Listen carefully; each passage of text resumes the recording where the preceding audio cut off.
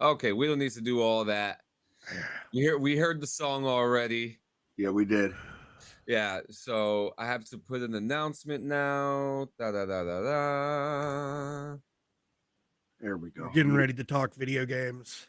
Yep. Yeah, that's probably what happened, you know? Yeah, I just noticed you right around the time you were saying that Twitch was shutting down. I happened to look at my Yep. phone, and it was like frozen, and I was like, "Oh God damn it!" I had Yeah, the little buffer wheel yep, of doom on my yep. fucking second monitor over That's what here. it was. So, That's what it was doing. That's what it was, and I was like, "Son of a bitch!" Like, and then right when you hit the fucking shut down button, it stopped fucking buffering and it went back live. Like Yeah. right when we refreshed the bitch. Yep. Now we're good all to right though. go. We're back. This ain't our first rodeo. We've dealt with this before. Oh, Like, fucking. Yeah. Okay, wait a minute now. So, video All games. right, I was a little scared. Okay, I was like, I didn't see it yet, but there it is. All right, you're good. about fucking time. What? John hit the button. No, we're just having technical difficulties. We were multi-streaming, but we brought it straight into here. Yeah, John, I think we might want to just explore just staying purely on YouTube with our show since you have so many issues with Twitch when we're fucking live. I will not give up. I'm gonna continue to do it. I'm sorry. I have to because it's part of the whole brand thing. But Joe, don't even bother. No. Don't even bother. Here's a Joe. thought process then, John. Me and John have had this conversation before. Don't even bother, Joe. No, I've got a thought process then to potentially fix it before we jump into video games. Let the tech mind speak. Instead of going live using the multi-stream function through Talk Studio, create a separate scene in OBS that doesn't have cameras or anything, and just throw the fucking browser source up in there. Brandon Cleary, what's up, dude? So Bear says, okay, what about the grilled PB&J? Yeah, so he had said that right before we had to redo. Ooh, that's an interesting thought. A grilled PB&J, huh? So I've had a toasted PB&J. Yeah. You know, I don't know if that's anything, but a grilled one, sounds good. That's a That's little different, but I mean, I'd be down to try. I like that. Down to try. That sounds really good, and I'm here for it. I'm not going to sit here and lie to you and tell you that I'm not. You know what I mean? Right. That sounds really good. In fact, I'll probably tell my wife to do it today. But let's start off with some stuff. How was Memorial Day for you guys? It was okay, pretty tame. I went to my watering hole and played some music and had a couple beers and I went home. So I kind of just didn't do much. Just kind of took it easy and chilled out. And I didn't do much this week. Like I went out on Memorial Day, and I don't think I went back out and I don't think I left my house again until winning. And that didn't last very long. And then I came home, and then I went out Thursday, and I wasn't out for very long. And that's kind of been about it for this week, like whole week. Like that's all I've done. Yeah. As far as like not a lot of excitement, but laying low and taking it easy, I guess. So okay. That's okay. I mean, for me, I just played a lot. I played a lot of video games. I did a bunch of editing. Hell yeah. So I can actually talk about what I was talking about last week. I'm actually working on a small documentary for the wrestler Colin Parker and his teammate Jay Alfredo, and I'm working on the documentary that highlights the day of their win. Cool. Working on too about Audie Murphy. Nice. No, and I'm not doing the voiceovers for that. One of you guys are. So, well, there's a whole thing if you like do like the Sergeant Audie Murphy Club in the Army, like there's a whole like you basically have to like memorize his biography. Yeah, and you've got to say it to them like basically like it's kind of like the NCO creed, like the creed of the yeah. Like you have to say the whole thing verbatim without making a mistake. Like that's like just one small thing of like yeah.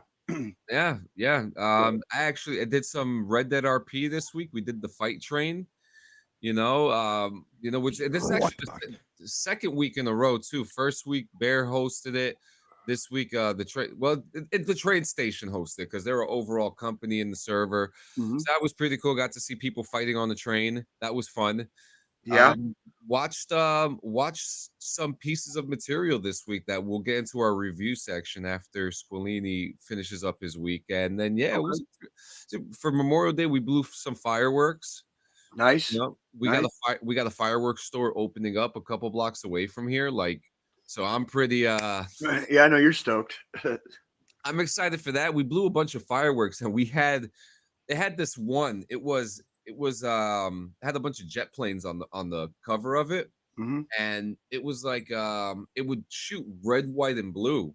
Cool. So it would shoot up a whole bunch of stuff, and then all of a sudden you would think it was over. And I started getting close to it to kind of clean up the mess, and it fucking exploded one more time. Oh yeah.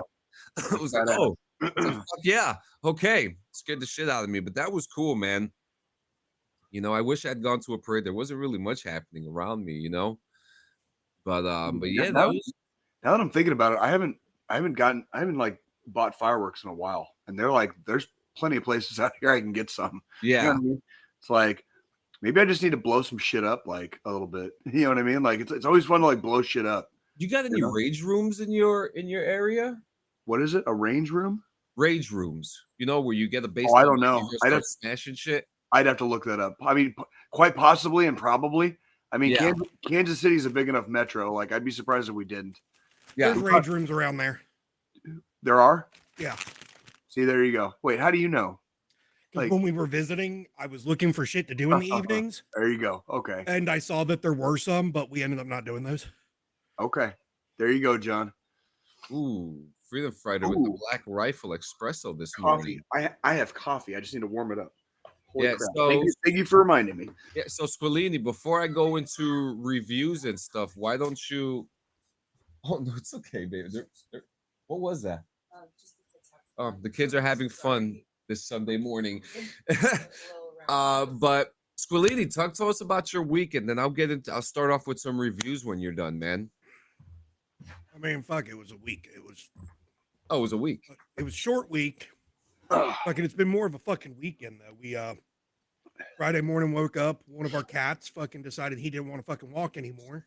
Oh my god! I thought you were about to say he didn't want to live anymore. I was like, holy shit! Freaked us the fuck out. $600 and like almost $800 fucking later due to a vet bill. Oh god! To be handed fucking antibiotics and a steroid to potentially treat a neurological infection, and if that doesn't work, then it's cancer.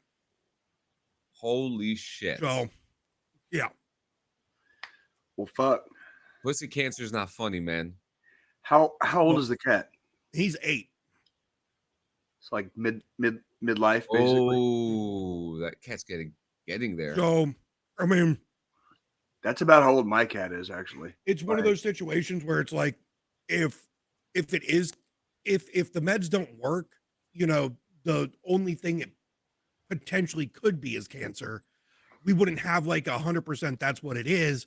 Yeah. Because to really diagnose it, we would have to take the cat and have him get an MRI. MRI for a cat costs $4,000 fucking bucks. That's a no-go. They don't and really then, have you find out that you get the, okay, yes, it is this. And then fucked up. And then it's like, here's the treatment options, but the treatment options are chemotherapy, which doesn't fucking guarantee the cat's going to live anyways. It might extend the life or so, but then cat's quality of life goes down because it's chemo. I mean, and we can just move on from it and it's not fucking cancer. Yeah. So, and YouTube buffer. If it's like that electromagnetic storm, that's like hitting us right now. Like we're going to get the Northern Lights tonight here. Oh yeah, I see it. Yeah, it came back on. Yeah, I mean everything is still recording. Yeah, we're fine. We'll keep going. I mean, I'll keep an eye on it. I could piece it back. I could piece everything together. I love doing this shit. Squillini, sorry about that. So, did that. I did get the, I guess you could call it launch trailer for the new podcast, fucking recorded, edited, and up. Why don't you put it up? Show us. Yeah, you can show us.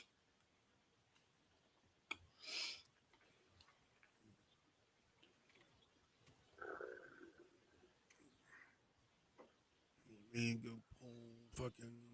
Where is it?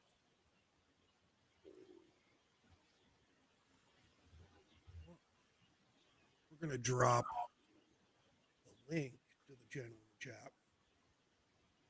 Dude. If you do that, I'll fucking pin that bad boy. And I'm not going to share audio. I'm just going to kind of do a quick preview. Tech joined. What you think about? So, Welcome it was just everybody kind of to did the quick the intro trailer launch discussing video what the or show's gonna be trailer about, what we're gonna of our new show, doing this, Flag that, for and the Removal. other. Definitely This is a anybody Tech Guy that's Media a fan production of this show or in a constant association viewer, with check that out. Queen We're Sanchez kind of, Media. When I say it's in Wait, association Squillini, with you're Queen talking Sanchez over Media, yourself. Flag for Removal you guys was can hear a that? product of Well, I've Queen got the volume Sanchez up. Media LLC at one point in time, but a few years ago, with conversations between myself and John over at Queen Sanchez Media, the rights to Flag for Removal were handed over to Tech Guy Media and myself. This was done due to our partnership with the DD214 network podcast that's live every Sunday here on YouTube and also over on Twitch on the Queen Sanchez Media Twitch channel.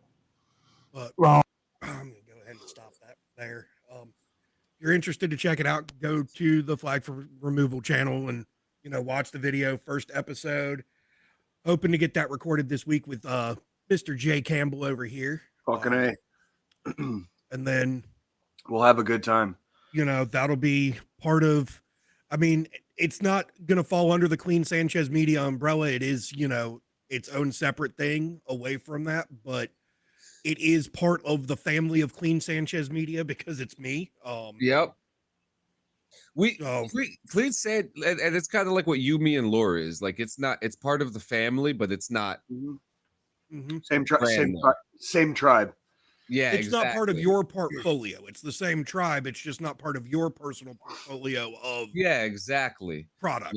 And actually another one just became part of the family in the same respect. It's called the Inside Edge Hockey Podcast, which is hosted by a friend of mine named Cal. I don't know his last name. That's kind of crazy, right? Yeah. Friend, I don't know his last name.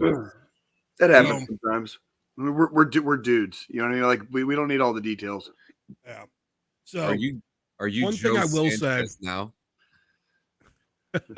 No, I'm not from the dungeon. No, but you want to know something fucked up? Speaking of that, every time I'm working on like the stuff for the descriptions, for some odd reason the descriptions always say Joe Sanchez and the host. I swear to God, I'll screenshot it for you next time it happens. My PC thinks that my name is Joe for some odd reason. I don't know why, but yeah, because Joe Tech Squillini built your PC. You've toxicated my fucking PC. I don't even know if that's a fucking word, but it is now. I mean, it is now. You just said it. I only impregnated the AI while I was putting it together. Yeah. I actually got to do it. It's due for a cleaning this week, so I'm kind of excited. Did you guys see the Knicks get their ass kicked last night? It wasn't a good day for New York yesterday. All right, D. It was. Yeah. Is it ever a good day for New York? I mean, between the Knicks and then the Yankees, like ooh. You want to know something funny? I had a conversation with a buddy of mine the other day. He was just like, "What the fuck is going on in New York right now?" And because he saw the video, that you had showed us a couple of weeks ago, Jay. Oh, he sent it to me, and he was like, "I was like, oh, I've seen this. This is just typical New York behavior when we win. That's all. That's all it is." He's pouring motherfucking honey into his mouth. Like it's like, wait, what? Like the Asian guy. Then there's the Asian guy screaming. That was so good. Like motherfucker pulled a knife. He's like, "I'll cut you." Like Tatum. Yeah, how the fuck did he get up there? Fucking New Yorkers. At least they were having a good. You know what's funny about though? I actually do have an answer for how did he get up there. For some other, Do you know like the sign that dude was sitting on? Like how the fuck would you get up there? I don't know the sign, but I could tell you that it is a lot easier to get up in a New York City building than you probably think it is. Because when you're looking at the video, it kind of looks like it was like how do you say kind of neighborhoodish. Right. Or maybe it's like a neighbor, a part of an area that has like bars in the bottom and apartments on top, because that's what Brooklyn is, you know. It's bars on the bottom, apartments on top, and restaurants and stuff like that. Pretty fucking dope, actually. It's great, and rooftop gardens. I mean, that's cool. the way New York looks now, it's actually kind of cool. It's just, you know, we've talked about it. New York. But now, if I had to assume, he found his way into one of the buildings, or he lives in one of those buildings. Buildings are close together. You could roof hop it, and then maybe if there is a ladder on that sign, or if that sign was on a roof, boom. There's your and that's like it was just like, I just loved how like it just progressed that entire. I don't do TikTok. I don't watch a lot of reels. You know what I mean? Whatever. That entire fucking video just progressed. That one made me laugh my fucking ass off. Like, I laughed my ass off. My thing about this, and I may get some criticism about this, and I love New York and I love the people of New York, but I think people forget how bravely idiotic New Yorkers can be. Yeah, well, I mean, when you're surrounded they're subway surfing. Have you seen the videos of that? I don't. Well, no, and I don't want to. No. Yeah, that sounds like some shit I would have gotten into when I was a kid. Like Fat Joe the rapper jinxed the Knicks. Oh, he's not Fat Joe anymore. He's Skinny Joe. Just like he jinxed the Yankees. Fuck New York, New Jersey all day. God damn. I agree. New York's getting all the hate today, huh? The smell does not come from our side of the river. I'm just saying, right? We have the industrial zone, but that's that's nowhere near. But did you close off your section, Squillini? Yeah, I mean, that was really, the cat, and then just getting that video, that initial fucking launch video up. This week was really all there was to it. It was a fucking week. Fantastic. So I'm gonna show you guys. So I have. Are they getting slimy back here? Or let me shut the sound off on that. Yeah. So yesterday, and I'm gonna start off with this, since we're kind of talking about sports, and I consider this a sport. And Bear, I hope you're still here, because you're gonna love this shit. So I have found this new obsession.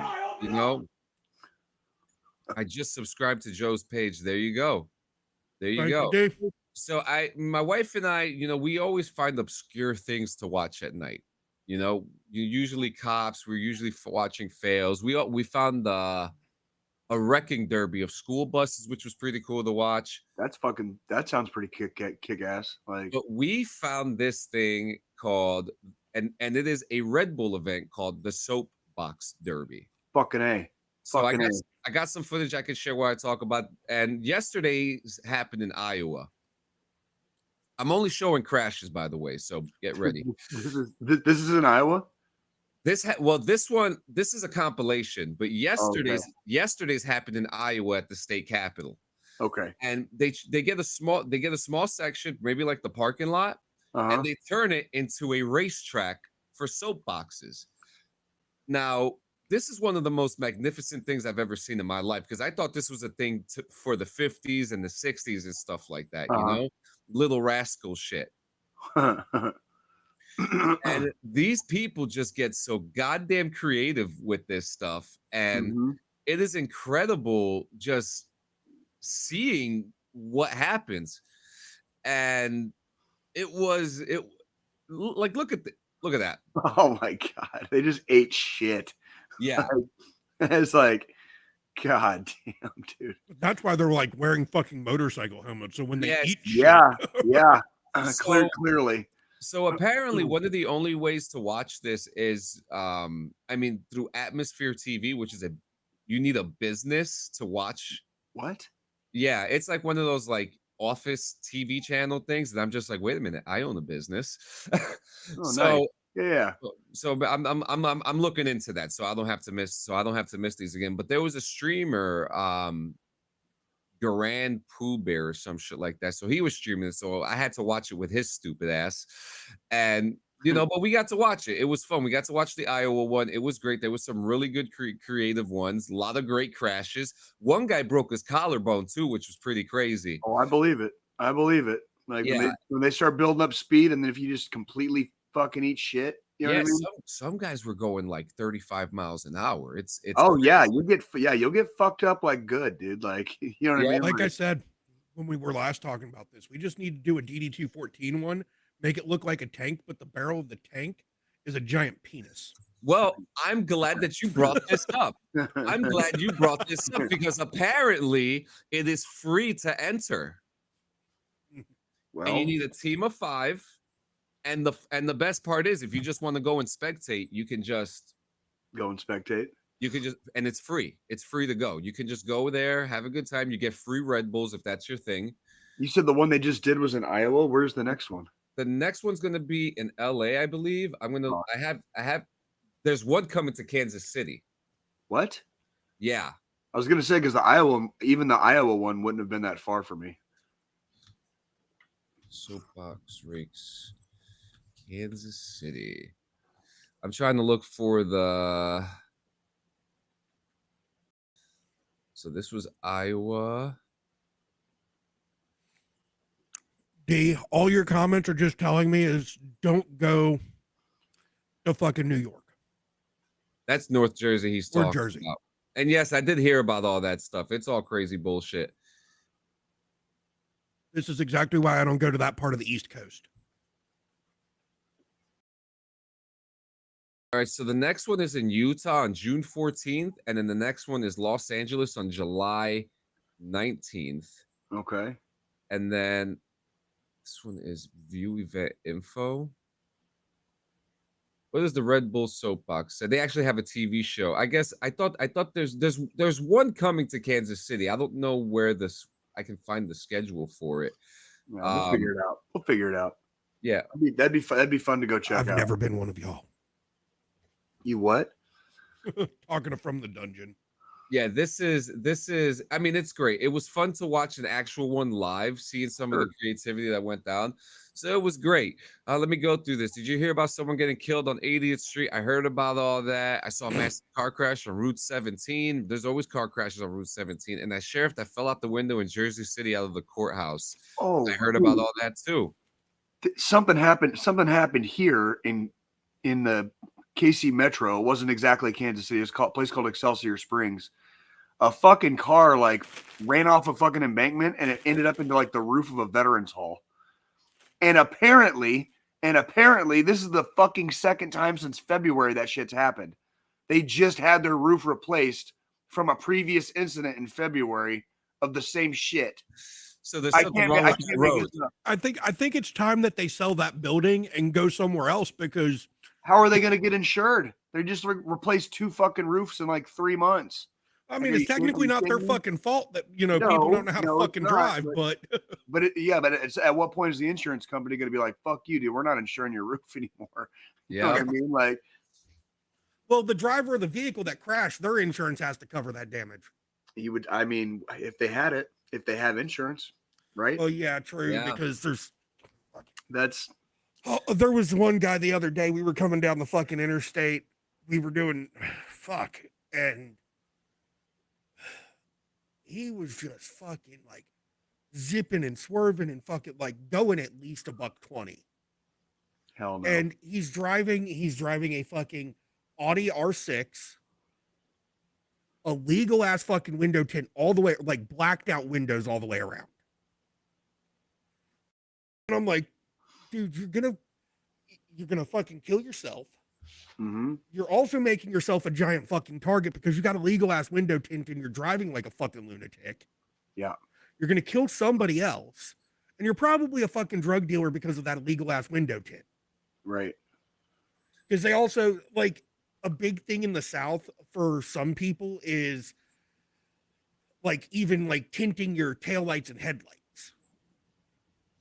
Oh yeah, yeah. But why? But why? Exactly. Well, the people that do it are the less than savorable type. Oh, I see. Okay. So if we were trying to get away at night, like you can Get away at night, flip off your fucking lights, and you're not going to be able to see the brake lights or anything, the tail lights of the car, this, that, or the other kind of thing. Yeah. Yeah. I'm not gonna lie, like driving under nods was pretty cool in the Army. You know what I mean? When like you don't have you shut off the freaking the main lights, and then you have like lights you can only see under nods, like shining for the headlights. That's pretty cool. That was always fun. I heard in the South it's hard out here being a pimp when you're trying to get the money for the rent with the Cadillac and gas money spent as a whole lot of bitches jumping ship. That's got to be a lyric from something like that. That has to be. I have no idea. Yeah, that's got to be a song lyric of some sort, but I don't listen to that type of music, so I wouldn't fucking know. So I got two more reviews for you. The next one, I'm saving the best for last. The next one is for a movie called The Brutalist.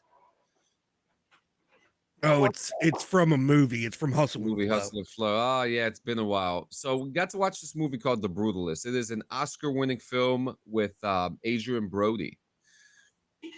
So start off, I think that was the reason why my wife and I decided to watch the film. We were talking about The Pianist, and we were talking about how he just won an Oscar for a film. We were just like, what movie was it? And we were like, okay, let's give it a shot. And The Brutalist is, I guess the best way to describe it in my perspective is like a timepiece biographical film about a Hungarian architect who was a survivor of the Holocaust who comes to America to, just to continue his life. And he falls to some luck, he falls to some hard times, and it follows his story. And it seems like the story is told through the perspective of another character that was around his life, right? Mm-hmm. And the movie starts off, I believe, in 1950 and ends in 1970 something or 1980. Okay. And it's filmed with a camera that was made in the 1950s called the VistaVision camera. Okay. Which is a very old school camera, and it has a very specific look to it. So, if you know movies from that time, like from the 70s, where it has that natural film grain to it, that's what this film has. And it has a very beautiful look to it. The art on it is beautiful. Like just the setting of everything just really works. Interesting. And what platform is this on? I watched this on, was it Max? I may have watched it on Max. I can tell you in a second. I'll look it up. Yeah. But continue what you were saying, lad. Yeah. You said the name of the movie was The Brutalist. Yeah, and it's I had to stop the movie halfway because it's a biographical film about a fictional character. Yeah, Max. It's about a fictional character, so I had to look up to see if there was any truth to this movie. And no, it's a completely fictional film. And the one thing I really enjoyed about this film is how the film was edited and produced, because back in the day, credits used to roll before the movie started. Okay. And that's how this movie started, with the credits. Okay. A full-on credit sequence. And I thought, okay, this director is using an old school style of film that people have used back in the day to kind of like build the energy and kind of build the hype with the music, because listening to the music, which the soundtrack was amazing too, and the soundtrack won an Oscar as well. And a powerful story, man. And there is an intermission halfway through the movie too, which is another interesting bit, because we don't have intermissions in movies these days. Right. And it's a 3 hour and 15-minute film with Adrian Brody. I highly suggest everyone go watch it, but I am going to warn you. The first half of the movie is sunflowers, rainbows, and then the other half it gets fucking dark. I mean, it is called The Brutalist. Yeah. So the title reflects his art style and architecture. Mm-hmm.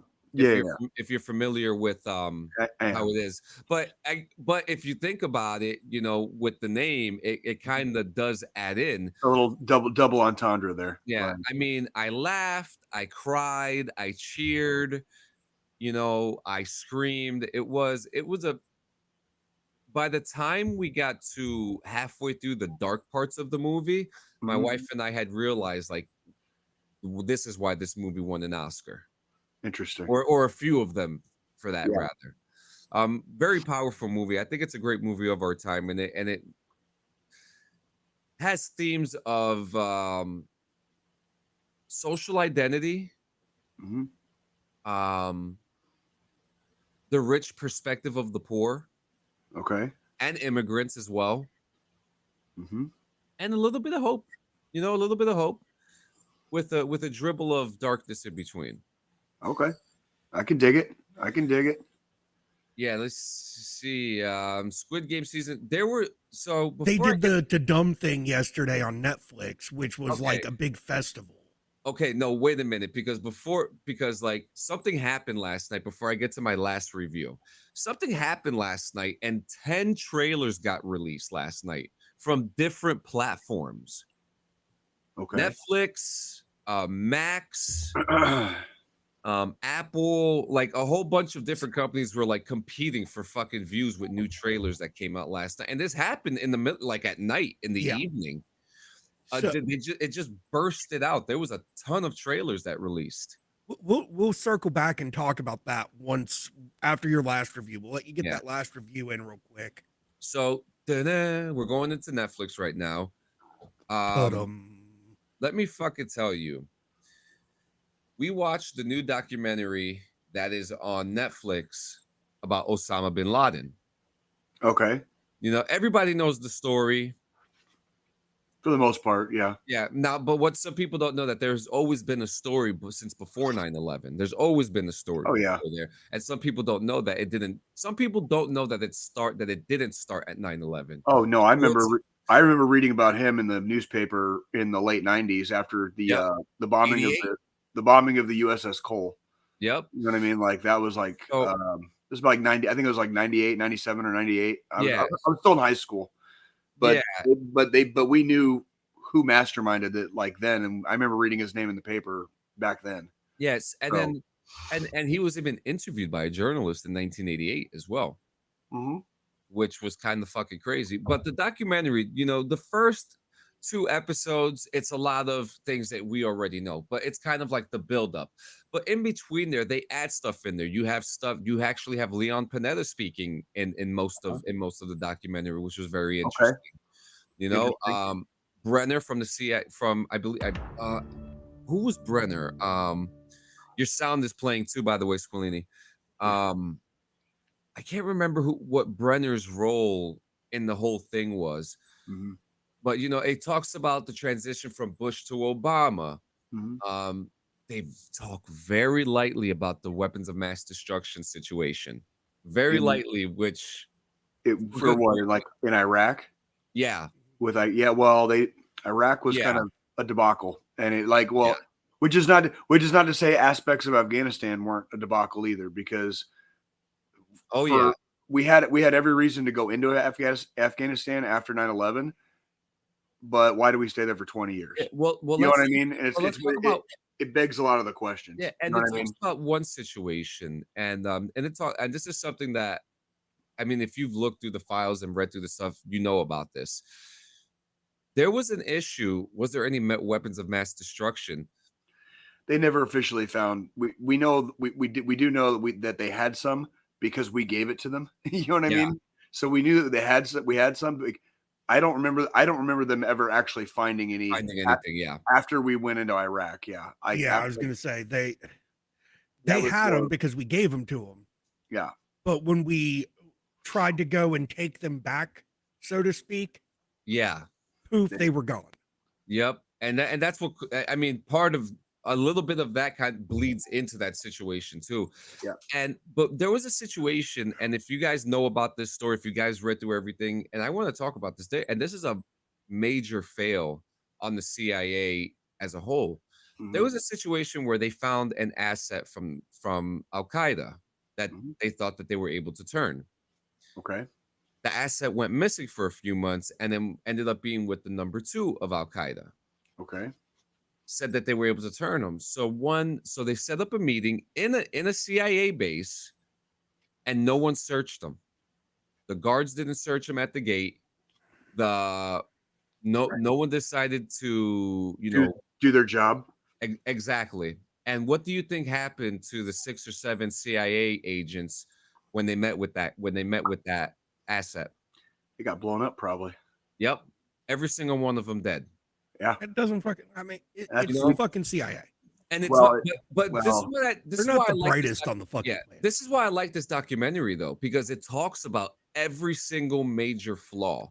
And with, of course, the people who worked at that time not blaming themselves for it, because that, obviously that's what some of them did, not blaming themselves, because a lot of them were to blame because they were head on with the situation. They had the information and did nothing with it half the time.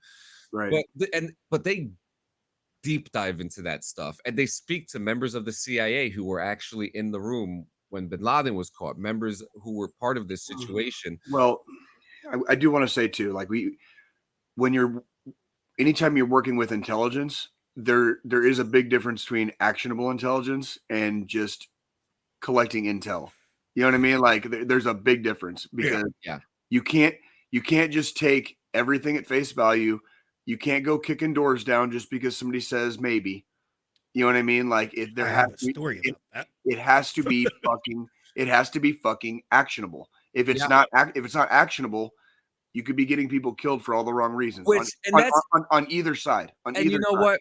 You know Without what I mean? spoiling too much, that's what the theme of the story is about, the capture, And I think that if I have grown a newfound respect for that cabinet, for that situation.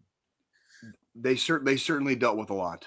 I mean, they did. You're talking about you going from 9/11 into two fucking wars, a new presidency, a new presidency going into another decade following a recession. And in between all that, numerous attacks, numerous failed manhunts, failed information. It was a crazy time. And like now I'm 37 years old now, right? We're me and Squillini are around the same age, you're a little older. Understanding everything that went down for those numbers of years and seeing everything and hear their perspectives about it, you're kind of like, oh shit, like this really happened in our timeline. We were growing up and doing all this stuff while history was happening, and at any point in time we were also taking part in fucking history. Because I was gonna say, I mean, that manhunt section, both me and Jay, we were over there during that fucking shit. I was 1 month away from being there. Like that, like he got because they caught him right before you went on your first tour. Yep, he got killed literally like a month before I landed in Afghanistan the first time. Like it was that close. It was that fucking close. I was on my way out the door of the army at that time. Like I'd already been over there once. I've been to Iraq twice at that point, getting ready for what would have been my second time in Afghanistan. We probably would have landed in Afghanistan at the same time if it wasn't for my injury, Jay. Probably close to it. I mean, there's a lot of overlap. I mean, I went like you went 3 times. The only difference being 2 times to Iraq. I went 3 times, all 3 times to Afghanistan, but there was overlap with other units almost every time I was out. Like my first and second tour, there was still a lot going on in Afghanistan, so there were other units all over the fucking place. Well, and the thing is, it's right as you were kind of getting in and going into your time period of deployments, we were already closing out the end of the Iraq side of the conflict. Yeah, basically, because my second tour in Iraq was when we pulled out of Iraq. Right. Interesting. Yeah. And then there was a lull in that. And then we sent some people back. We started sending people back over to Iraq around like 2014, 2015. And it was called like Inherent Resolve or something like that or whatever.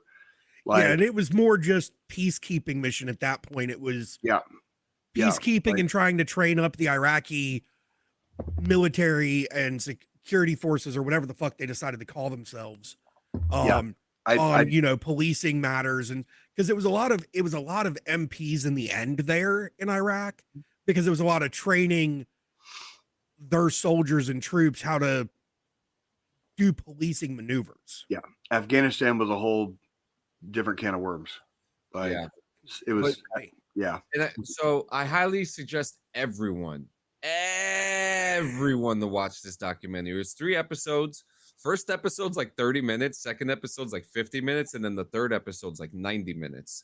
Holy shit. And Okay. so they really That's do. not too bad though. That's not too bad. Altogether, it's about 3 hours and Three and something. a half. That's like 3.5 hours, maybe. Yeah, That's I mean, you could do the whole thing in a sitting, you know, if you want to have, you know, have a drink and just sit down and watch the whole thing. It's really good. It's very informative. I might check that out. I might check that out tonight. Like, there's a lot of cool information in there that I looked at my wife. I was like, oh shit! Like, especially realizing like a bunch of the attacks that happened during that time were done by Osama bin Laden. Yeah. You know, and you don't really realize it until you see it. You're just like, oh shit, I remember that. That was him. Yeah. That was him too. And it, you know, it really clicks.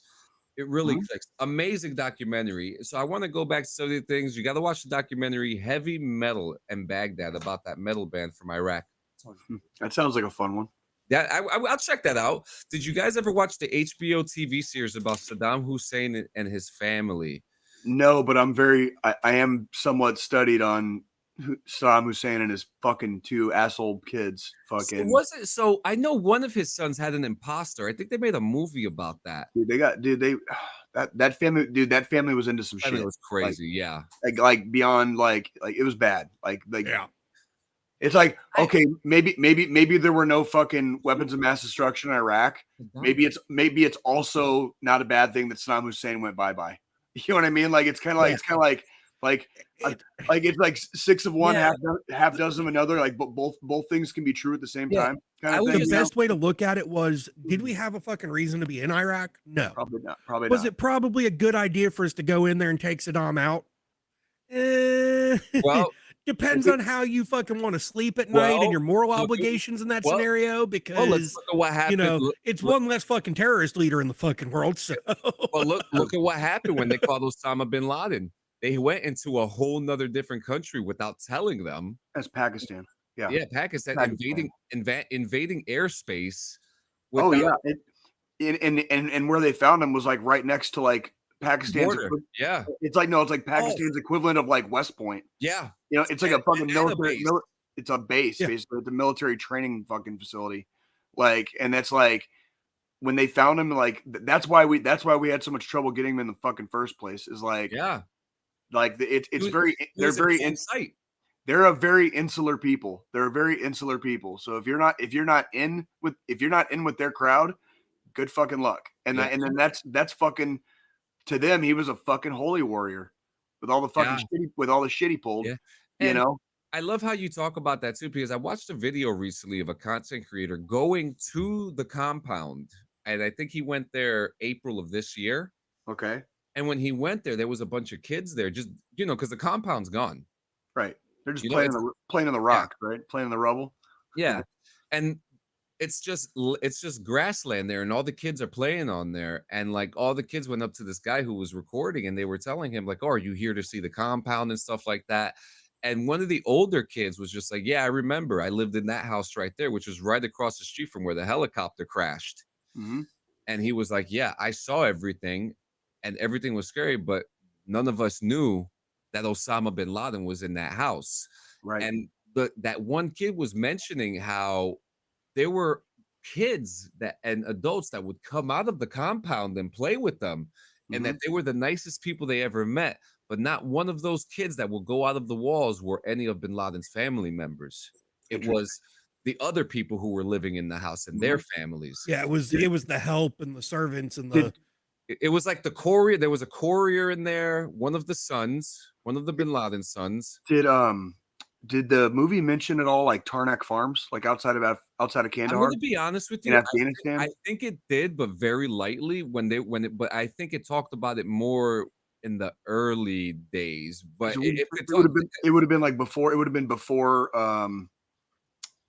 like the year or two prior to like 9/11.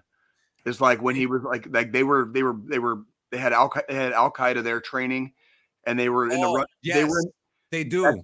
That's like right outside of Kandahar. Like I've seen that place physically with my own 2 eyes. Like actually where like the global war on terror started. Yeah. Like I've laid eyes on it, like physically. And now, like, and what's interesting about that, they do talk about that, and they actually have footage of it too, which is kind of fucking wild. I mean, it's still like aspects of it. Still, there's still structures there. You know what I mean? They're not very well kept, but there are still structures there. Yeah. Like when we would leave on, if you left out of a certain gate at Kandahar at the time, and it was actually a range so that we could shoot some of our crew serve weapons. And you rolled out and you'd pass Tarnak Farms, and that's where it all started. That's where that's where the whole kit and caboodle got fucking started. Like, and it was it was very surreal. It was very surreal. Like anytime we went to go practice with our weapons or do whatever that we left that way, it was always surreal driving by Tarnak Farms, because like that's where the shit fucking popped off. They talk a lot about everything that went down before 9/11. You know, like they talk a lot about it. So yeah, I'm almost certain. The one thing that I was surprised that they didn't talk about though was the Korengal Valley, because that was a big part of the Afghanistan war, was it not? No, not necessarily. It was. I know, not for the manhunt. For the manhunt, it would have been closer. But the problem with the Korengal is it's a very isolated valley. So they don't necessarily have to take the Korengal to chase bin Laden, if that makes sense. Yeah. So when they were, I remember they had him cornered like Tora Bora, but that's like super fucking close to Pakistan. Like, and he basically slipped through ran off. Yeah. He basically slipped through a net. Is that the one? Is that the situation where they had like the late air call or something like that, or there was like I remember there being some failures of intelligence and also failures of cooperation from allies. So he was able to kind of slip away at Tora Bora and make his way into Pakistan, and after that is where like the trail started getting like. I think Rumsfeld had something to do with that too. Well, and that's kind of it was very early in the war. It was very like if we had caught him at Tora Bora, it would have been over. I don't know if we would have ever gone to Afghanistan. Like if it had just ended right. If it had just ended right there, we already toppled the Taliban in like a matter of weeks, and then if we had caught fucking bin Laden at Tora Bora, like, okay, give them elections and we're gonna get the fuck out, and it basically would have stayed mainly a fucking special operations fucking war or conflict. As it turned out, we went in fucking like full bore. Then fucking Iraq popped off a year later. You know what I mean? Then Iraq popped off. We went full bore in fucking Iraq, took our fucking foot off the gas in Afghanistan, and we had the Taliban. We basically had the Taliban broken and bloody on the fucking ropes, waiting for a fucking knockout blow. And we like turned our backs on them and fucking walked to the other side of the ring, fucking like puffing our chests out. And we ended up there for another fucking goddamn 20 years. Well, the way I've always liked to put it from a historical standpoint, if we look at, wars and conflicts we've taken place in over the years, when we turned our back on the fucking Taliban that fucking early on, after we pretty much, like you said, had them at a knockout blow, we did what we did with Germany between World War I and World War II. We left them alone long enough for them to regroup, recover, and then went back in after them. Yep. We should have fucking ended it there. And that was the surge. That was the surge when I joined. That was the 09, like 08, 09. I know I went to basic in 10 and I was back in I was in Afghanistan for the first time in 11. So that's literally the timeline. Like, and we had them basically we had them nuked at like fucking 02, 03. Give me 1 second, gentlemen. I'm getting a phone call. No, yeah. I remember like reading about like they practically flattened that area during that time. They were just blowing shit up left and right.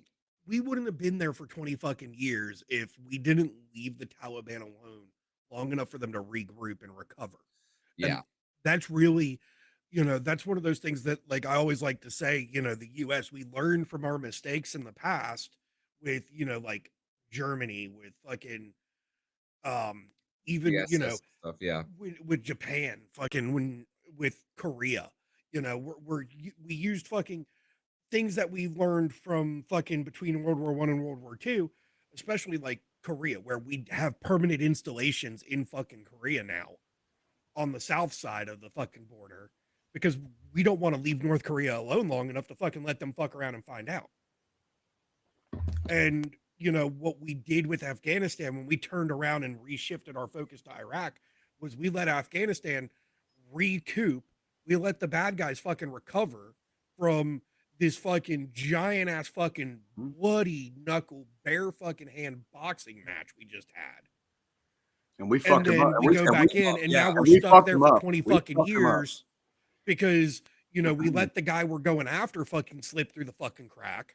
Yep. Or, you know, so it was, I feel Afghanistan, if we didn't do that, we would have fucking gotten out of there a lot fucking sooner. Way Yeah. sooner. We Way lost and lost way too many people. I probably, Jay, me and you probably would have never fucking landed Probably in would have never Afghanistan gone. if we never fucking I- left them alone. I may have still joined the army, but I probably never would have seen Afghanistan. Like if we had got that motherfucker at Tora Bora after beating their fucking asses for like several weeks, if we'd have gotten him at Tora Bora, the berets and the fucking SEALs and the recon units probably would have fucking pulled out, and we could have just said, "Here's your country back. Fucking go have some fucking democratic elections.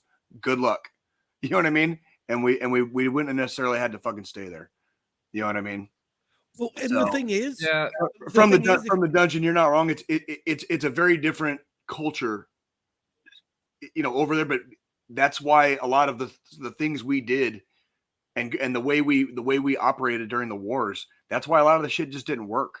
Our culture and their culture are two vastly different things. They're not necessarily completely opposed to each other, but they are vastly different. and the people that make the fucking play calls at the top for our side, instead of trying to figure out how to embrace their culture to make it work in a way with what we were trying to do for them would work, they just were like, do it this way or it's never gonna fucking work.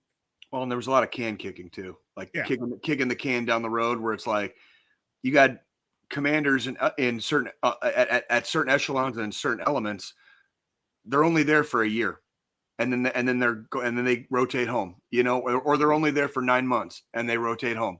You know what I mean? And so it's like every time. Didn't they drop it down to 6 at one point? Well, the Marines do 6, Air Force does 6 and 3 and fucking a year. The Air Force has multiple tiers. The Air Force is fucking weird. Air Force, it really depends on your job. That's your job. On whether Right? you're Like, 6, fucking 9, or a fucking year. yeah. Pilots, they try to rotate out every 6 Yep. months. Ranger units in the Army usually only do 3. Yeah. They'll go on like multiple 3-month. It's almost like a fucking, you know what I mean? Like it's almost like, so like your spec ops groups, you know, Rangers, even the Berets, fucking SEALs, MARSOC, mhm. the fucking PJs in the Air Force. A lot of those guys, they do those quick, you know, you're there for 3 months, you're rotating out, coming back home, you're home for a fucking week or 2, and then you're going back for another 3 months. And that's just because they're, you know, they're the ones going in, and it's like, we've got this very specific target we need you to fucking hit. Yep. And we need you to hit it fast and destabilize a fucking government. Yep. High value targets, man. HVT. Do you guys think we will ever see anything like this ever again? Well, yeah, it's the world. It's the Human- world. If it's not us, human- if it's not us, it's going to be somebody else. Yeah, know what I the mean? human race is full of a bunch of fucking dumbasses and fucking dickheads With guns. with guns. This is interesting. They Well, show look at what's- issues. But John, look at what's happening in Ukraine right now. We've been talking about Ukraine for 3 fucking years. And it's It's still going. the same fucking Yeah. shit, dude. And I mean- the losses that Russia is absorbing are staggering amounts of losses. They don't give a fuck. You talk about a difference in culture. You know, like we would get our pictures showing on fucking CNN if we got our fucking heads blown off, dude. Like they're losing like 1,000 a day, literally, like with no fucks given. You know, and people have this misconception that soldiers fight to die. No, we fight to protect, and if we die in the process, we die trying. You know, I mean, there's It's a a whole different- different fucking realm here because We have a very so- different philosophy in our military than certain other countries. yeah. Yeah. So like if we talk about, say, even fucking the fucking, you know, Taliban fucking soldiers, the fucking ISIS soldiers, fucking the Iraqi National Army when it was under Saddam Hussein's fucking thumb, they were fighting, or even North Korea, the fucking North Korean fucking military, they're fucking doing it because if they don't, they'll be killed by their fucking government. Yeah. or by their own people. Yep. Like they're more doing it out of fear. Where, here in the US, those of us that do sign the fucking dotted line, sign that fucking check that we're not sure we're ever going to fucking, be able to cash type of situation. When we do that, we're doing out of pride for our country, out of fucking service, out of fucking honor, integrity. We're doing it to feel like we've done something. Yeah. Most of the time. You sign up expecting to be doing your job one day and then eating sand the next. I mean, the thing is, when I joined during a time of war. I knew the probability, because of the MOS I was going in under, because I was going into a combat fucking arms fucking MOS, I knew the probability of me ending up in the fucking sandbox, whether it was fucking Iraq, Afghanistan, either fucking side of the fucking war, was really fucking high because of the job I chose to fucking do. I could have done fucking anything I wanted in the fucking army, and I chose to do a combat arms job. Because the whole point of me signing up was to help fight and defend our fucking country. And, I knew what I was getting myself into. Jay knew what he was getting himself into. You knew. All of our fucking veteran buddies we've got on the podcast that served during that time frame, every one of us knew what the fuck we were doing to a degree. Now, were some of us mentally mature enough to fucking decide we were going to do that shit? Fuck no. I was 17 fucking years old when I fucking graduated MP school. I had just turned 18 when I fucking landed in Iraq for the first time. Yeah, there was not a bone in my fucking body that was mature. But I was 29 and I was 30 going into fucking Afghanistan for the first time. Well, that's why I said some of us, Jay, yeah, because you're like the grandpa of the group. Okay. And it just shows you the difference in the diversity of the people that serve. And it's funny because I'm right in between you guys because I joined at 23 years old. Well, and then there's like countries like Thailand. I've been seeing a lot of the way Thailand does they do a draft system. Yeah, it's like a lottery system. Their draft system is actually kind of interesting, and it's pretty cool. You go in when you turn 18, you go in, and it's just a room, and they have a bucket, and you draw a card out of the bucket. If it's a black card, you're 3 years of service. If it's red, you don't serve at all, and you get to fucking go do civilian shit.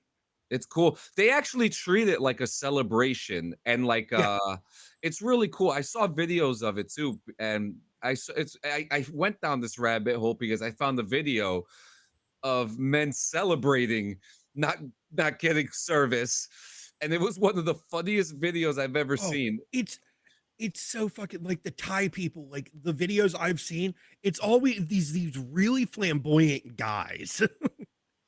Yeah. And they get the fucking red card and they don't have to do service, and they'll break down in tears and start fucking and pop locking, dropping and shit. And it's just the soldiers are laughing with them, they're celebrating with them. It's kind of funny. I think we're very, very lucky in this country that we don't have conscription like that. Yeah, where it's if God forbid you don't want to serve and you draw the black card, right? You get the that's basically like getting a draft notice. Yeah, and now you're stuck for 3 years. Yeah. And you're going to resent it the entire time. You're not going to be. That's one thing that I don't like with drafts. You don't have a choice at that point. You have to do it. You're going to resent it. You're not going to be the best fucking troop on the fucking planet. I don't know about you guys. I had enough trouble with people that were in the army that volunteered to fucking do it. They weren't even forced. They volunteered, and they were still fucking stinking the room up, dude. Come on. It annoyed the piss out of me going through even fucking basic and MP school. You had these guys that just fucking, can't get right. Just can't get right. And it's dude, you fucking chose to be here. Why the fuck? Yeah. Why? How do you not give enough of a fuck? You did this to yourself. You made this choice. And there's already enough of those in an all volunteer army. I cannot fucking imagine trying to herd cats with a bunch of fucking draftees that don't want to be there, because it'd literally be like fucking herding cats. Can you see my blood? Can you see my blood pressure going up? I'm just thinking about being like Sergeant Campbell again and having to fucking deal with a bunch of crazy ass fucking draftees that don't want to fucking be there. Oh, bro. Yeah. So, Oh man, I'm glad you brought that up, Squillini, because I was thinking about that too, and I'm just like, yeah, they treat it like a celebration. And there's a lot of them that are happy to be drafted, right? Because there are people out there that are just like, yeah, I'm gonna be in the military. Fuck every country probably has its own citizens that love their country. but like the way Thailand does it, because I looked into it fully, is it's purely a draft system. Yeah, Like they don't have, you can't just go volunteer and sign up. it's sheer luck, like legitimately, it's sheer It's luck. 100%. So like, even if you want to serve, you can't just go serve. You have to go through the lottery system. And if you don't pick the right color fucking card, too fucking bad. You don't get another chance. No. Yeah, that's weird. That's really weird. Like, whatever. Okay. Yeah, it makes no fucking sense to me, honestly, because there's enough people in the country that have that pride in country that want to fucking do it. Let them sign up first. I think anyone dumb enough They don't. Anyone dumb enough that wants to volunteer for the military should be allowed to at least try to join. Like, absolutely. anyone. Now from the dungeon, no, they don't, and that's just something that they have a rule for, and if that's the rule that they have, that's on them. That has, we don't know anything about that, so we're not in their shoes, and that's respectfully, of course, Yeah, yeah. We just don't know. Yeah, not our conversation. Not my monkey, not my circus. Not my circus, not my clowns. Like, yeah, that's it. I mean, so draftees, and then there's draft dodgers. I've never been a draft dodger before. Oh, we've had a couple of them as fucking presidents. Just saying, just throwing it out there. Who was it? Clinton and fucking Trump. Yeah, both of them fucking dodged the draft. Like, I didn't know Clinton dodged the draft either. He was in college. I mean, he's basically he took the college way out. He had an excuse. And then Captain fucking Bone Spurs, our fucking current POTUS, fucking he deferred fucking 5 times. Captain Bone Spurs, is that what you Captain fucking Bone Spurs. What the fuck does that mean? That was the excuse they gave. He deferred because of bone spurs in his fucking ankles or some shit like that. Like,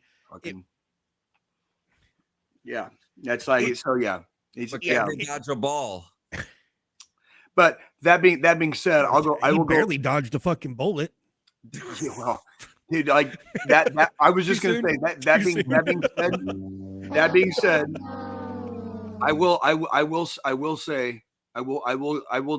I'll defer back to my previous comment. If somebody doesn't want to fucking be in the goddamn fucking military, I don't fucking want them there. Yeah. I don't fucking want them there. So if that fucking coward had to get a fucking doctor to say that he had bone spurs so that he didn't have to go to fucking Vietnam, good for him, because he probably would have just been fucking a detriment to his fucking unit. I know. And then here's my next statement to piggyback off of that. I also feel like, though, if you didn't serve a fucking day in the military, you shouldn't be allowed to be the fucking president of the United States. You shouldn't be able to run civilian and be in charge from the highest level of our fucking military. I would disagree with that. That's debate. That's a debatable conversation. That's debatable. That's debatable. I don't think military service should be a requirement to be in government at all, because that kind of defeats the purpose of like having a democratic republic, basically. You know what I mean? Like, you shouldn't have to be a soldier or a Marine or whatever just to serve the people. You know what I mean? So Bruce Springsteen failed his physical exam due to a concussion and his behavior at induction. John Fogerty of CCR entered the Army Reserves to avoid being drafted. Bob Dylan joined the Army Reserve. Listen, the Army Reserve is good. Hey, check it out. Fucking what's his name? Who's the goddamn dude that did Stranglehold? Ted Nugent. The dude, like, that dude shit his pants, like, just so they wouldn't fucking take him in. Like, Oh, look, And there it is. Ted Nugent usually used a student deferment, which is a legal way to avoid service. Iggy Pop reportedly did some creative acting at his draft physical to avoid being inducted. which is fine. Which is fine. Like let him. Like If they don't want to be in, don't join. yeah, here's a perfect example. Jimi Hendrix was in the fucking army, he was very famously in the army, but fucking like he got kicked out. He basically got kicked out because he was basically failure to adapt. And it's like nothing against Jimi Hendrix, but those are exactly the guys and gals I don't want in because like I actually know someone who has inconvenience to the army on their DD214. What does that mean? It says inconvenience to the army. Inconvenience to the army. That's just they got out and like because they he failed to adapt. Interesting. Interesting. He failed to adapt, and it was so bad that it said inconvenience. Like that's I believe it. I had a couple troops back in the day that were an inconvenience to me, but I didn't have to personally process anybody out, but I definitely had soldiers that came to my squad and had to be transferred out of my squad en route to being processed out of the army. And so like I did have a fair amount of shit bags I had to fucking deal with. And they were, you spend 90% of your fucking time dealing with the fucking shit bags. And like, you only get like 10% with all the fucking soldiers that actually want to be there and actually give a fuck. And that's why it's as an NCO, especially like for me, I was a staff sergeant. I was a squad leader. It was always important to have two really good team leaders because you have to fucking you have to divert your fucking workload to your fucking team leaders so that you can deal with this one fucking shit bag. Like, so you personally can deal with the one shit bag. You know what I mean? Ask you, have you ever met a shit bag that still got the work done? Oh yeah, but that's I would say there's shit bags on like different tiers and different levels. There's a whole fucking pie chart for this. There really is because you have like you've got like shit bags that can't do PT. So that's basically kind of just inherent on them to like try harder or go to the gym after fucking work. You've got shit bags that suck at their fucking MOS. Okay. You've got shit bags that just suck in general and they're doing all the wrong things. They might be really strong in PT and really strong in the field or at the range, but they get in trouble all the time. They fucking get in trouble. They get caught. They do stupid shit. You know what I mean? Like all that. And then you've got like the hardcore mega fucking, like, why the fuck did you even join the goddamn army? Yeah. Like grade A asshole fucking shitbags where it's just like nobody twisted your dick and forced you to fucking sign up. What in the fuck are you even doing here? You so don't belong. You so don't I'm wasting my goddamn fucking precious time fucking dealing with you instead of fucking dealing with motherfuckers that actually want to fucking be here. And I'm wasting my goddamn fucking time. You know what I mean? Yeah. Like those are that last one, those motherfuckers are the ones that really, really like sometimes John, I had to just fucking walk away. Yeah. I literally like couldn't even fucking get the words out of my mouth because I probably would have just started swinging and then I would have lost my fucking career. You know what I mean? I had one. I never got to fully out process him because in the middle of him out processing, I fucking changed fucking assignments to a different unit. Mm-hmm. Which happens all the time. It does. But he got a DUI while on duty driving the fucking squad car. Oh, see, that's that shit. That's that fucking shit I was just fucking talking about. That's the dirt bag that's not good at his own fucking job. Yep. It's not fucking hard to drive those vehicles either. I'm just saying. It's not hard to stay sober on fucking duty. You know what I mean? Dude, like you're a fucking MP. You're out there doing fucking traffic duty. You're driving a squad car. You're pulling people over for doing stupid shit behind the wheel of a vehicle. Yet you're drunk while behind the wheel of a fucking squad car. That's that shit, right? John, remember I told you there's a couple of fucking little shithead kids when I was in the infantry. They're doing life in fucking prison in Colorado now for murder. Yeah. Remember I told you about that shit? They were in my squad at one time. Two out of the three of them. Yep. They're doing fucking life, bro. They're doing fucking life. They're locked down forever. Like that's that shit. Like fucking. It's so fucking like, why if you choose to sign up, do you just be stupid? Like they stain not only their own uniform, they stain our uniform. Yeah. With how bad of fucking pieces of shit they are. You want to hear this kid that I mentioned? He that was one of the worst fucking phone calls I ever received.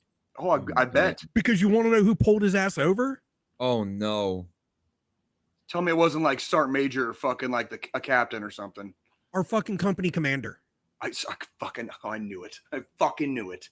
Like he was he went out. He was like that day he decided he wanted to go do some patrol work too, and he saw him fucking swerving around, fucking just jerking off in the fucking car. So he stopped him to just figure out the fuck he was doing while he was fucking being a dumbass. Yeah, what the fuck are you doing? Let me guess, he smelled alcohol. Mm-hmm. Smelled alcohol on him, and it was fucking. That's a wrap. That's a wrap, homie. That's a fucking wrap. I'm fucking sitting there. I'm getting ready to go in for the day. Like my shift hadn't started yet. It was just beginning, Joe. It was just beginning. And I literally, I just got done at the gym. I was finishing my shower. I'd fucking just pulled on my fucking pants.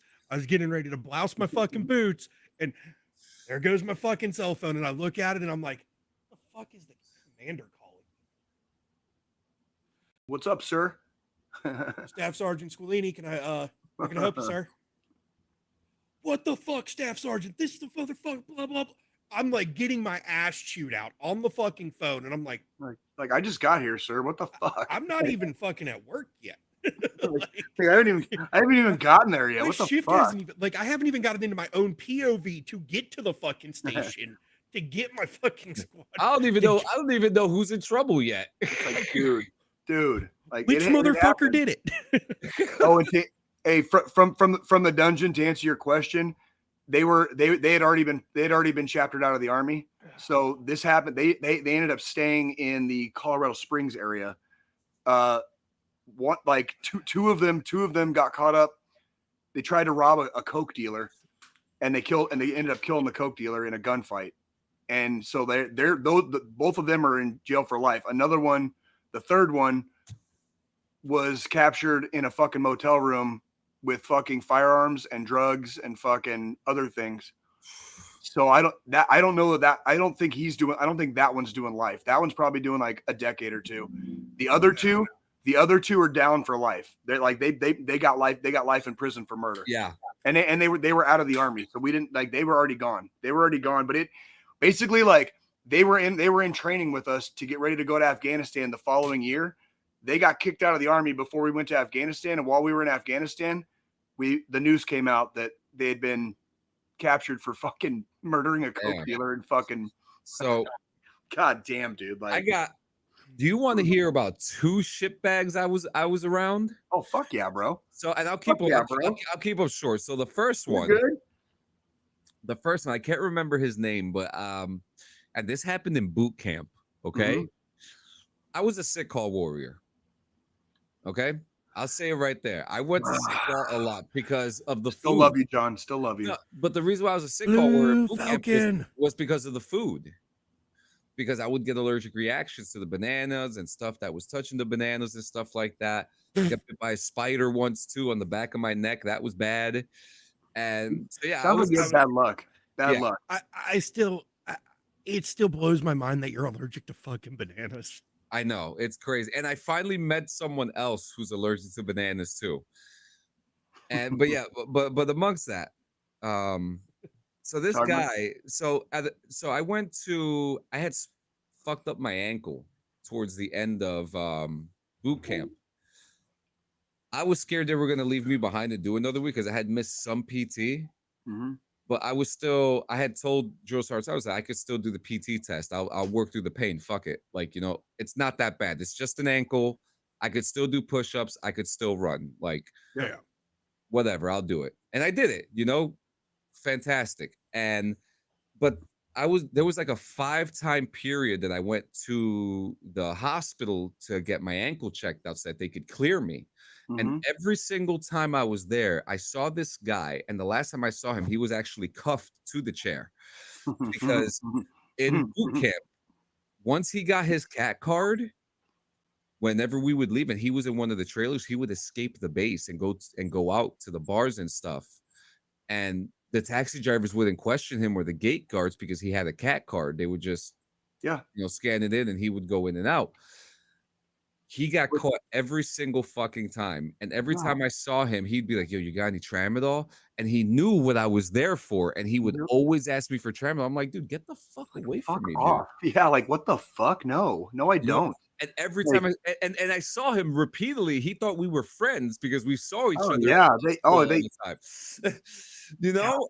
And again, like what did you join for? Like what are you're not even out of training yet. You didn't even make it out of training. What are you doing? Now, I'm not gonna lie to you. I stuck out the trailer to go across the street to get a Gatorade from the soda machine. Oh no. Oh the horror. Not a fucking Gatorade. Yeah, like that's a little different. That's a little different. Like this guy was leaving the fucking base. Dude, when I reclassed to the infantry, one time, me and one of my fellow reclass buddies, we were given a pass on Sundays to go to there's like a rec center, right? Well, one time, because I had left some cigarettes in my car when I got there. One time we took a little sideways detour and we walked into the forest far enough that we could fucking smoke a cigarette. We did that once because we were there for 11 weeks. We did that once on one Sunday and we never did it again. It was that was just our little, we'd been there for a few weeks. We were just taking a little breather, kind of taking a knee. We smoked a fucking cigarette together. We fucking both threw in a dip and then we fucking spit it out. We fucking buried our fucking trash. And we didn't touch anything until we got out of fucking Fort Benning again. Like no shit. Well, but that's that's a far fucking cry from being a malinger. You know what I mean? Being a malinger. We weren't looking for trouble. We were just we were already in the fucking army for fucking 4 or 5 years at that point. Like I'd been in Afghanistan for a fucking year. So we were just kind of taking you're going through fucking infantry training and you've already got a combat patch. I did. I literally did. Now, that was they let me to their credit, they let me wear my combat patch the entire way through. That was you'd already earned it. Yeah. Now because we had guys that reclassed to MP during my OSIT at fucking Leonard Wood, and they had already had a fucking tours under their belts, and they were wearing their fucking combat patch. At the time, it was almost uncommon to see people that didn't have a right sleeve patch because at the time, just about everybody had fucking gone somewhere. About everybody, especially the reclassers that were going through to change their occupation. Yeah, almost every reclasser had a fucking combat patch. Yeah, and they were all reclassing from a non-combat MOS where they were overseas in combat, but they were primarily on the fob. Mm-hmm. And shit like that. And then they decided, no, I want to do more actual combat. So they went infantry, combat engineering, military police, the different combat arms positions because they, like me and you, Jay, they just fucking fell in love with the adrenaline of fucking war. That's fucking. I knew probably an AIT to be a mechanic that I probably was going to end up changing my MOS. I knew that like an AIT. Then I jumped at a chance to go to Afghanistan as a mechanic because we thought, like we said earlier, the wars were dying down. We thought deployments were going away. So I was like, well, fuck, at least I'll get a deployment as a mechanic. And if I want to change my job, I'll fucking do it when I get back. And that's kind of what I did with the expectation. But I enjoyed I enjoyed being in Afghanistan. So I was like, if you want to go back, you're not going to go back as a fucking mechanic. You go back doing something else. Go back with a fucking weapon in your hands instead of a wrench. Yeah. And that's I when I reclassed, I missed the birth of my youngest daughter to do that. That's it caught there was a cost attached to it. And then once we got to Fort Carson, the next 4 years after we got to Fort Carson, after I reclassed was literally like training cycle, deploy, training cycle, deploy. So the next 4 years was just I was gone. I was gone for 4 years after that. Like that was the price. That was the price. Like selling your soul to the devil fucking has a fucking cost attached to it. Yep. And before we get to our thing, the second shit bag. Yeah, tell me about number 2. So number 2, I actually went to boot camp with. Okay. I went to AIT with, and we ended up in the same unit together once we got to the operational army. Mm-hmm. And he was great. You know, never had any problems. I hung out with him a lot. Me and him became good friends during the time of training. Okay. You know, really nice guy. And I'll name him by his name, Sims. I have nothing bad to say about him, you know. Except he's a shitbag. Yeah, you know, outside of the uniform, really cool guy. You know, I could hang out with him, smoke a blunt with him and shit like that. Nice guy. But in the uniform, once we got to Fort Benning, he started relaxing a little bit. A little too much? Yeah. A little too much? So one day, he's not in formation. Oh, God. And I'm like, oh God. I'm like, oh, that's weird. This happened for 3 months, Jay. Not in formation for 3 months? So guess what? Guess where he was? AWOL? Like fucking for 3 months. I'm gonna say fucking AWOL. Yeah. Like, and guess what? Guess who knew? Everybody knew where he was. And where was he? He was in Brooklyn, New York, hanging out with his girlfriend, with his family. And here was the funny thing. The army and our leaders allowed the payment to go through for 3 months to see if we could get him back, to entice him to come back. You know, like, oh, they're still paying me. Maybe he'll feel bad and be like, maybe I should just come back, right? Oh. We didn't hear from him. And now there's fucking now there's gonna be a warrant out for your fucking arrest. So one day, it's about 5 o'clock in the morning. I get a phone call from my NCO. Hey, we got to be at HQ. I'm like, why? He goes, something happened. I'm like, of course something happened. And we get into formation, and guess who fucking shows up standing next to me in formation? Yep. Sims. Got brought home, didn't he? And I look at him, and he looks at me, and he puts his head down, and he starts laughing and starts shaking his head no. Oh my God. Oh and my God. And I looked at him, and I was like, "You crazy motherfucker!" And I whispered at him, "What happened?" They stopped my payments. So that day, that'll entice you to come back. That formation was there because he got extradited back to Fort Benning. Oh, you'll get escorted too. You'll get fucking escorted, like in handcuffs. Yeah, they drove him. Yeah, or that. It's like it's literally like him from Brooklyn, New York. Yep. All the way back down to Fort Benning. I'm not sure if he had to go to Leavenworth or anything. If he did, I don't know, because I know that's a charge. That's AWOL. You're gonna get time for that. I don't know. I doubt he You're not gonna do so with AWOL. It's definitely down law. You can be on the resident MP of the group. yeah, please. And having had to deal with this on a few occasions, AWOL, you're not gonna get like time in Leavenworth. You're going to get chaptered out and then just have time in the fucking brig at the base. Like you're just going to be thrown into a cell at the fucking MP station for, you know, a month, 2 months, whatever, and get chaptered out. And you'll always have an escort. Like freaking, you won't be able to go anywhere by yourself. Like, and they took all the money back. I've had to escort soldiers like here and there that like had to be watched. Like I've had to do that multiple times. Like it's like, and like all you can do is kind of like you said, John, like kind of laugh and joke with them. But it's also like, dude, don't fucking try to run away from me. Like just don't. Yeah. Like just don't fucking do it. Don't give me a fucking reason. Don't give me a fucking reason. Like we can be cool. I'll even take you to fucking Burger King before we drop you back off at the fucking barracks tonight. But and like, goddamn, don't fuck with me. Don't fuck with me. That formation was funny too, because that formation was specifically him. And the first sergeant that day was just like, don't and these words, don't fucking go AWOL. We will find you. Yeah, You they know, will.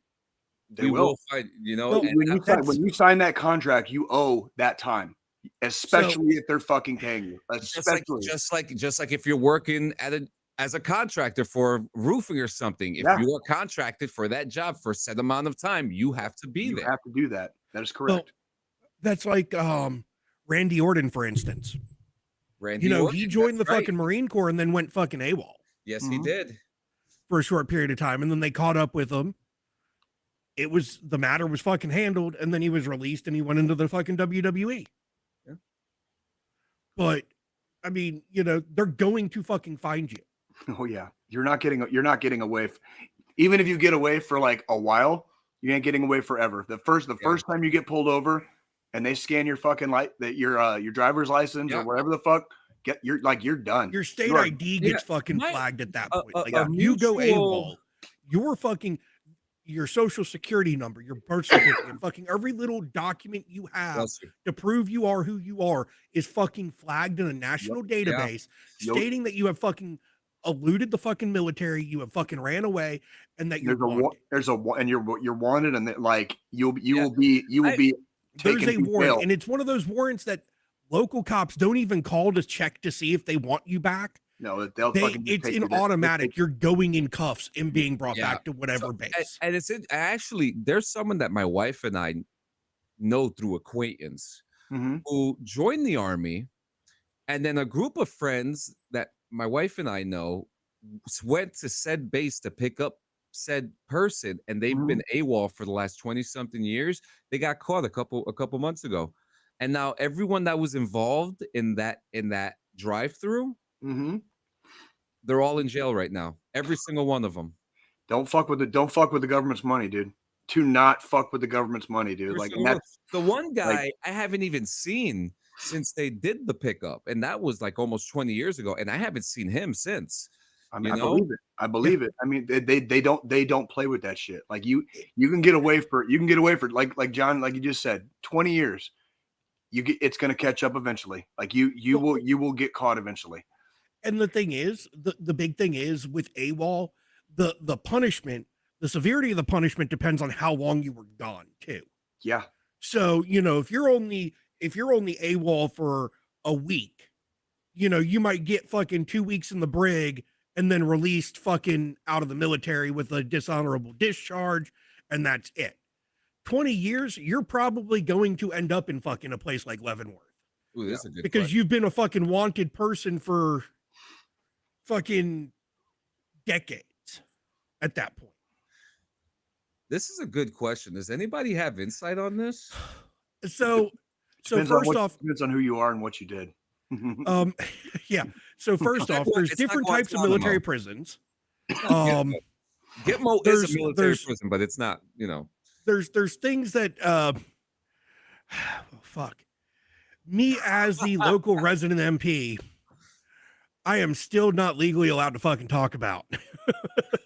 There's some insights that I've been given by friends of mine in the military where it's like I don't know how much I can say about this either, but I do have some insights, and they're not pretty. It's not civilian prison. It is not civilian prison. No, it's not. Now the differences we have though is there's the military prisons like Guantanamo Bay, or a big one during the Afghanistan-Iraq war was Abu Ghraib.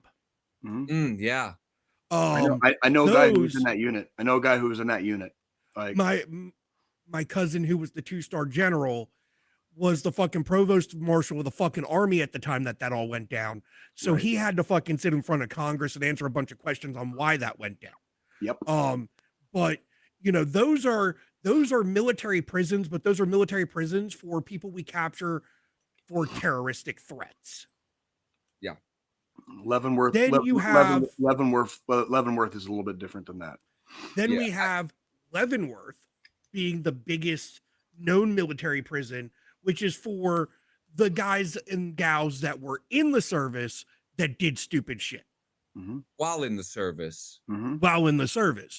And that's a little bit different because you're still a U.S. citizen. So treatments on both sides of that fence are different because you've got non-citizens just you fucked around and tried to find out against our fucking country and we caught you. And then you've got US citizens who fucked around and found out against our country, but you're US citizens, so we have to treat you better. Ooh, I could answer. I could kind of. I mean, answer this. technically, both we have to treat them fairly and fucking humanely because that's what we're supposed to do. So whether it fucking happens is a different question. Yeah. Now this question: do they have gangs like Bloods and Crips? So, from experience, from people that I have spoken to, that I have been in units with, there are. It's no secret that there are gang members join. Yeah, a noticeable amount of members who have been part of that life or are still part of that life that do join. And I mean, like one of the things about like from doing reading and stuff like that, living in areas where it's prominent, a lot of these gangs that didn't want to be violent didn't start off violent. And there are a lot of people in gangs who have, I guess, a similar style of military life when there's a structure in there, and there is discipline. There's an element of discipline because if you live that life, like you have to be somewhat disciplined and structured. Yeah. To live that life. It's a lifestyle. But yeah. Being in the military is a fucking lifestyle. Yeah. Yep. And also a lot of gangs, they'll send people into the military to learn the tactics, the combat strategies, the fucking infantry fucking guide, pretty much, to learn those battle tactics. And then, they'll do their 4-6 year fucking contract, get out, and then bring that back to the fucking gang and train, their own people on those same tactics. Mm-hmm. There's elements of infantry training that I wouldn't necessarily consider them hard, but you have to train them, and you have and to show Joe Blow or whoever like your tactics, basically, like even just to train it, you have to be careful. Like I have to be careful about some of the things I talk about, like not necessarily because they're classified or anything like that. It's a lot of it is stuff people just don't need to fucking know. They just don't fucking. It's kind of like need to know basis. If you're not in the fucking if you're not in the fucking infantry, you don't need to know how you don't need to know how a 9-man squad works. Yeah, and you know what I mean. Like you just don't. And there are instances like when I came in, a group of people had just gotten arrested for being part of a group called Fear, and we could dive into that like in another episode or so. But they were, I feel like the word gang is such a violent thing to call them, but I considered this group more terroristic because they were planning things. So the group Fear, because I know about that fucking organization. I had to deal with fucking, a few of them in lectures and fucking, death by PowerPoint about them being an MP. We have to fucking know the different fucking groups that are trying to infiltrate or come in and do shit. And they're more a domestic terrorist organization. They're not a gang. Yeah. And that was a big thing too. But that's another example of things happening with unhappy people in the military. Whereas gang members who do join the military and end up actually really liking it because again, they like the structure, they like the organization of it, whether they go back to that life is, out of a conversation that we have knowledge of. That's up to them. You know what I mean? And that's like especially I would also argue that especially for people, if they're in that life and you join the military in whatever branch and you find you do like it and you do enjoy the structure and you do enjoy the discipline, fuck yeah, they're probably going to stick it out there. And even after they get out, they're probably not going back to that life. You know what I mean? Because it's like, it doesn't that life no longer offers, it's not bringing home the bacon, basically. You know what I mean? R-Truth was released from sorry. Fucking, I have a hard time sometimes, like after I've gotten out of the army, it's like I have a hard time thinking about like other jobs that I would want to do, because they all fucking suck compared to the army. You know what I mean? Like I had a lot of fun in the Army. So why would I want to do some fucking boring desk job shit? You know what I mean? Like, or fucking file paperwork or fucking anything, like after I've flown in fucking helicopters and like, gotten to shoot thousands of rounds of like fun shit from fucking really fun guns. You know what I mean? Like, like everything after you get to blow some shit up, like once in a while, like everything after that's kind of just tame by comparison. So what the hell are you two doing? Oh no, we're just reading. I was listening to you. So he hasn't officially been released. Well, he's been informed that his contract is not going to renew when it expires. So he's not officially out yet from the dungeon, but he will be once his contract's over. Sorry, I was checking validity of statements. Yeah, anything that comes out from the dungeon's mouth, I gotta fact check. I love you, bro. But guys, we're up to the end now. This was, it's crazy what a conversation about Osama bin Laden will spark out of you. Sure. Well, it had a heavy impact on all three of our lives. Like that entire that man and his life had a direct effect on all of our lives. So it's kind of like, and we got you, motherfucker. Yeah, the fucking rest in fucking piss, you little bitch. Like, like, not sorry, not fucking sorry. I mean, the conversation that spun though, like just starting with the documentary that you watched, spinning into that fucking, 45-minute segment, I would say. Okay, but it's been a while since we've talked about military shit, anyways. Like we don't deep dive a lot because we try to just stay away from it. We try to just, do our own thing. And yeah, we're all fucking prior service. That's the whole point of the fucking show. We're, 3 veterans sitting around fucking circle jerking, talking about fucking life, liberty, and the pursuit of happiness. We do end up surprising you sometimes, though. But every once in a while, we got to dive into the fucking nitty gritty of fucking shit we've seen and fucking heard and whatnot. So that was a good conversation. Yeah, absolutely. Now, I know I had the final thought last week. Do you mind if we all piggyback off each other for a few things for this week's one? You're fine. Yeah, that's fine. But real quick before we jump into that, are y'all planning on watching Money in the Bank next Saturday? Most likely. If you guys remind me, I will. Because we got Rhodes and fucking Uso. We got Rhodes and Jay versus fucking Cena and Logan Paul for the main event.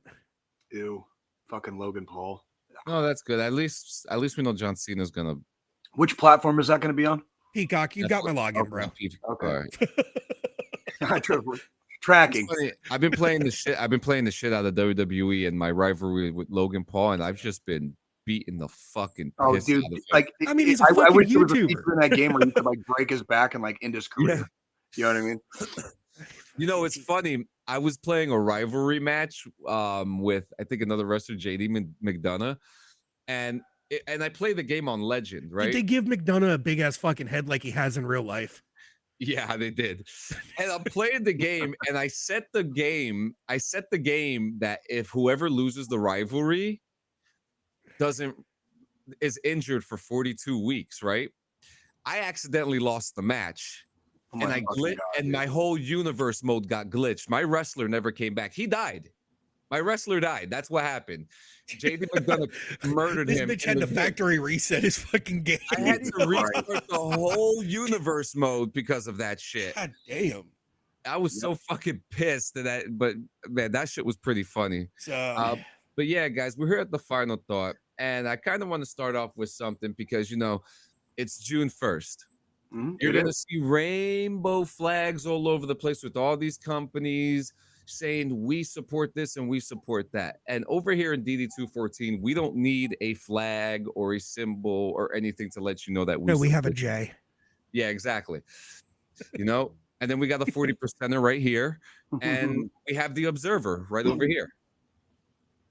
So, with this era in time coming up, and it happens every month, people get fucking mad. The juices start going crazy. Dude, people are so pissed out here, dude. Like, I'm in the fucking Bible Belt.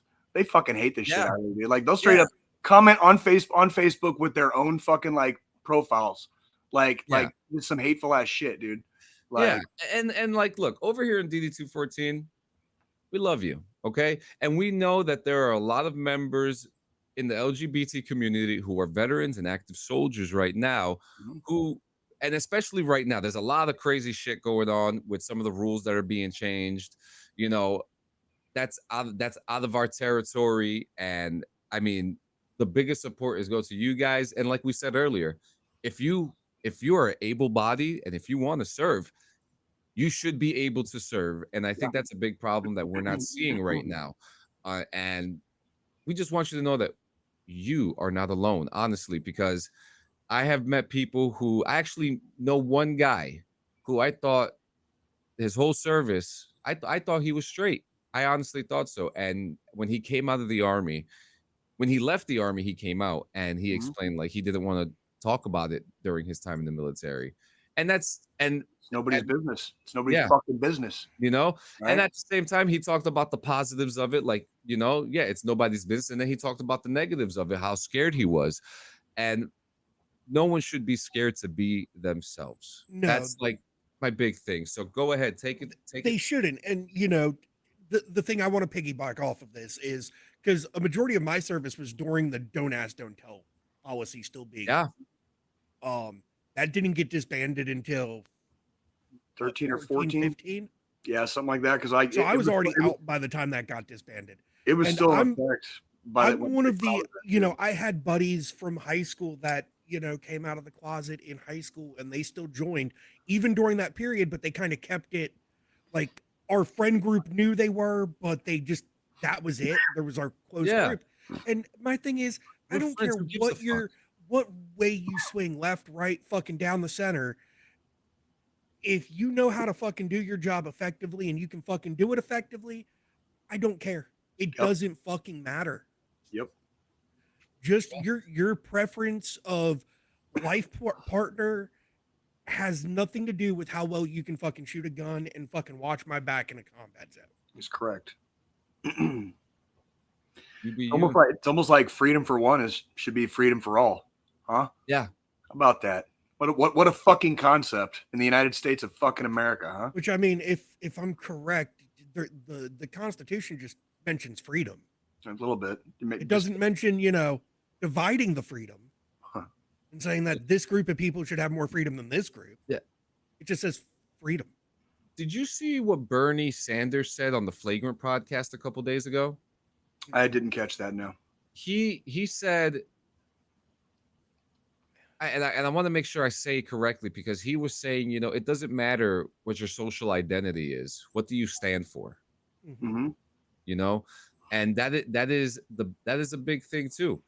Like Squillini just said, you know, can you shoot a gun? Can you save me? Can you carry me out of battle if you need to? You know, are you gonna do your best every day, no matter what? And we don't have to worry. I don't have to fucking worry about you or babysit you like some of the shitbags we were talking about earlier. You know, let's have a beer together. Yeah, you know, we can do that every once in a while. Let's have a smoke. You know, when it's on, it's fucking on. And when the fucking shit gets deep, are you able to fucking stand beside me in that deep ass fucking pool? Yep. And handle your business. That's when the shit goes down. Are you going to be ready? When the shit goes down, are you going to be ready? Like, absolutely. And now some of us may not understand what you guys are going through, and that's okay. We can watch and we can learn, and you could teach us. But at the same time, we know that there are a lot of people right now who are probably judging you just for being your fucking self, and that's fucking stupid. Okay? And with all that, if you're having a hard time, if you don't have anyone to talk to, if you guys don't want to talk to us, if you guys don't want to talk to the person next to you, your family member, your partner, you know, you have the National Suicide Hotline, and you could text or call 988 or dial 1-800-273-TALK, 1-800-273-8255. They are your therapist.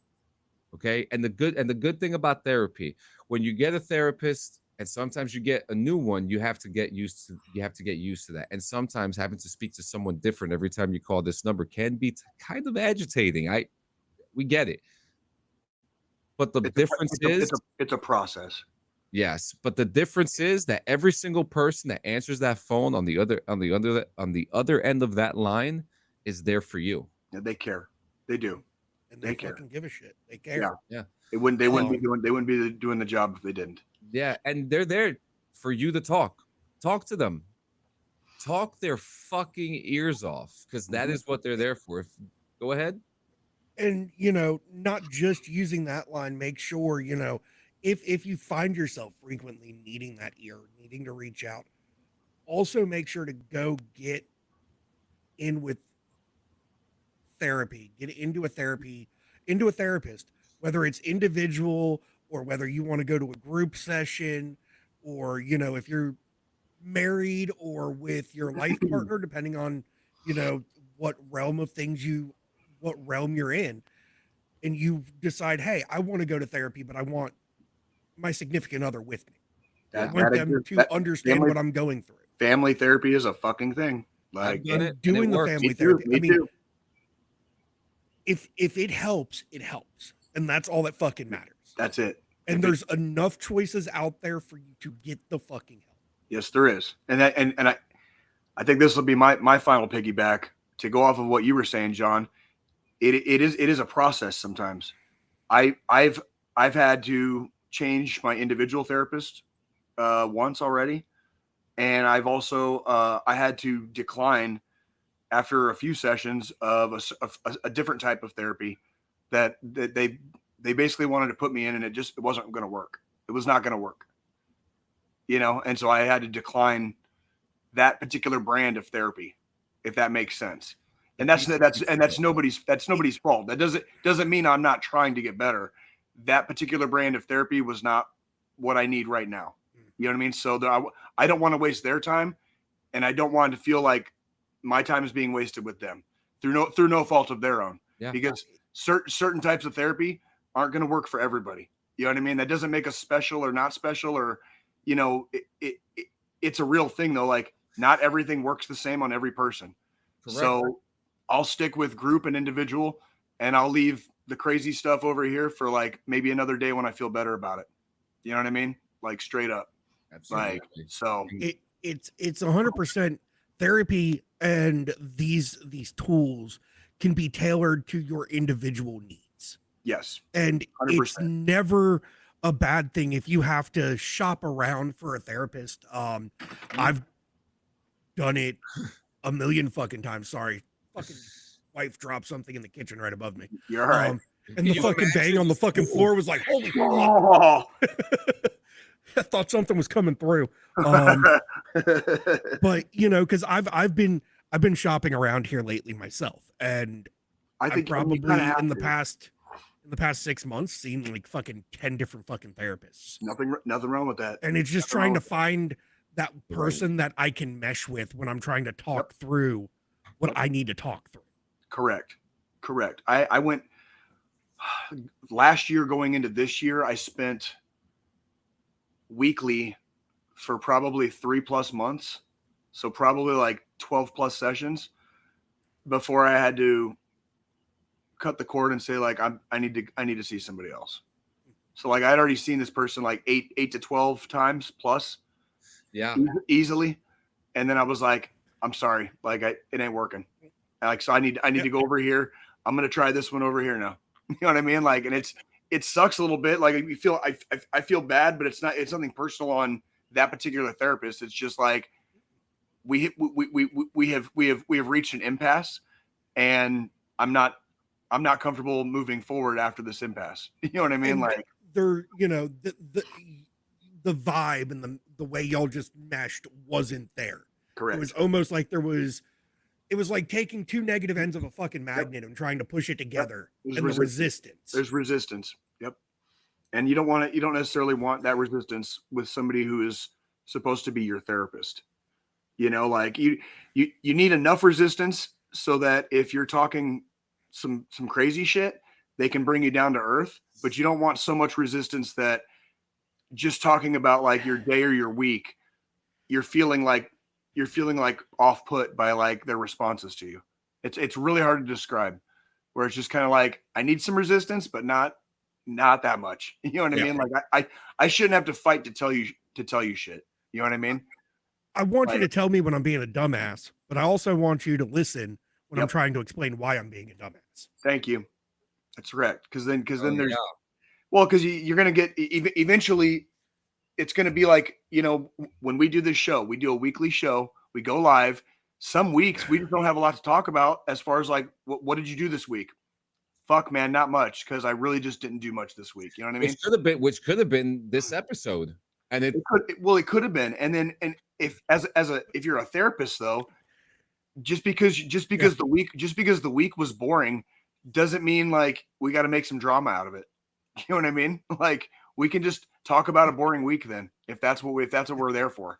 You know what I mean? And that's the big thing is that, like you said, Jay, because I mean, shit, I've had the therapist too that it's like, well, how was your past week? And it's like, well, you know, I didn't really do much this past week. And then they try to drag fucking like childhood trauma out of nowhere. Oh yeah. And it's like, what the fuck are you doing, dude? I went to work, I fucking sat at home, I fucking drank some beers, and I fucking played some video games. I didn't have an exciting week. I didn't have any drama this week that I need to discuss with you. But I'm here just to fucking vent if I need to. And if I don't have anything to vent about, we can spend 30 minutes talking about the fucking latest news release about a video game. I don't give a shit. But I don't need you to be like, well, it sounds like you were growing up. Every day is not a crisis. Every day is not a crisis. There are days that become a crisis. Yeah. But every day is not a fucking crisis. Fuck that. That's it's right. Like shit. There's weeks where you're gonna go to your therapist and you're not going to have crisis situations to talk about. It's perfectly fucking normal. Sometimes you might look at each other and be like, okay, why am I here today? And that's part of. I've had those moments too. That's part of the deal where it's just like, especially if you're seeing them like weekly or bi-weekly, you know, more than once a month. You're talking about like there are going to be some lulls. You might have some shit to unwrap. Shit, once some of that shit gets unwrapped, it might be a fucking another month before fucking some other shit comes up, or fucking before you start talking about the next layer of the onion. I've had times where fucking I've called, you know, one thing I always look for when I'm going for when I was doing the search, I finally found somebody I like. Hopefully it stays that way and things don't go south, but it's been a very short amount of time. But one thing I look for is like even like the cancellation policies for fucking sessions. Like if I'm allowed to cancel within 24 hours, if they say 48 hours, I might not know I don't need to come to this session and pay money until 24 hours in advance. Yeah. Right. Kind of thing.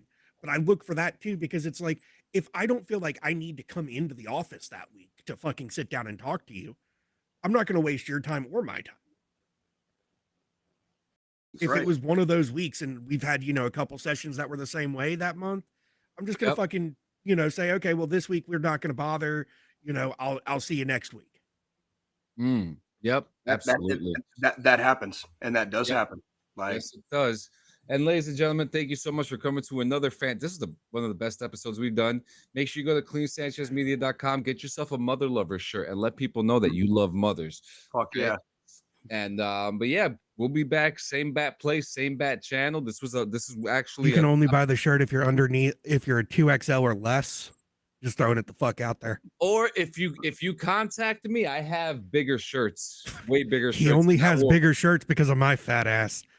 I had to order bigger shirts, and so he has to make mine custom at his house. Yeah, so if you're over 2X, just let me know and we'll make the order and stuff like that. But guys, thank you so much. We love you. Stay hard, drink milk, and stay hydrated. All that good stuff. Love you guys. Be good.